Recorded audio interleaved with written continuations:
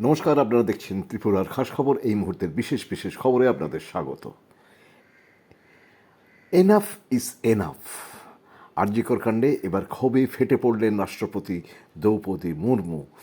কলকাতায় আরজিকর হাসপাতালে তরুণী চিকিৎসককে ধর্ষণ ও খুনের ঘটনায় এবার সরব হলেন রাষ্ট্রপতি দ্রৌপদী মুর্মু। তিনি বলেন, মহিলাদের ওপর অত্যাচার আর বরদাস্ত নয়। তরুণী চিকিৎসকের উপর নির্যাতনের ঘটনাকে তিনি ভয়ঙ্কর এবং হতাশাজনক বলে উল্লেখ করেছেন। আসছি পরের খবরে। অরুণাচলে খাদে পড়ল সেনার ট্রাক, দুর্ঘটনায় নিহত 3 জওয়ান, গুরুতর আহত 4। পরের খবর।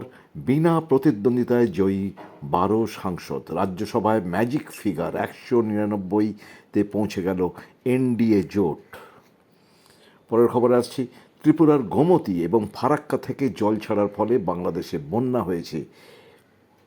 এই নিয়ে ফেক ভিডিও করে বাংলাদেশ মিডিয়া ও সোশ্যাল মিডিয়ায় লাগাতার ভারত বিরোধী বিদ্বেষ ও প্রচার চালাচ্ছে বাংলাদেশ।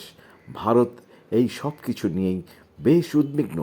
ভারতের বিদেশ মন্ত্রকের মুখপাত্র রণধীর জয়সওয়াল স্পষ্ট জানিয়ে দিয়েছেন, বাংলাদেশ সরকারকে না জানিয়ে কোনো রকম জল ছাড়া হয়নি।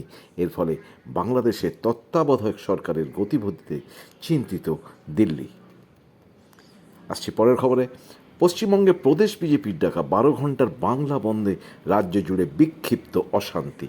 সকালে উত্তর 24 পরগনায় বিজেপি নেতার গাড়ি লক্ষ্য করে গুলির পর দুপুরে শিলিগুড়িতে তীব্র উত্তেজনা ছড়ায় তৃণমূল ও বিজেপির মধ্যে। বর্ষিয়ান বিজেপি বিধায়ক শিখা চট্টোপাধ্যায়কে জোর করে গাড়ি থেকে নেমিয়ে রীতিমতো হেনস্থার অভিযোগ উঠেছে তৃণমূলের বিরুদ্ধে। এর প্রতিবাদে বিজেপির নেতাকর্মীরা শিলিগুড়ি থানা ঘেরাও করেন। এখন খবর এই পর্যন্ত। আপনারা যদি আমাদের খবর ভালো লাগে অবশ্যই কমেন্টস বক্সে গিয়ে কমেন্টস করবেন এবং প্রথমবার চ্যানেলে এলে অবশ্যই সাবস্ক্রাইব করবেন, এই অনুরোধ রাখছি। এবং একই সঙ্গে পরের খবর নিয়ে ফিরছি খুব শীঘ্রই। ততক্ষণ আপনারা সুস্থ থাকুন, ভালো থাকুন।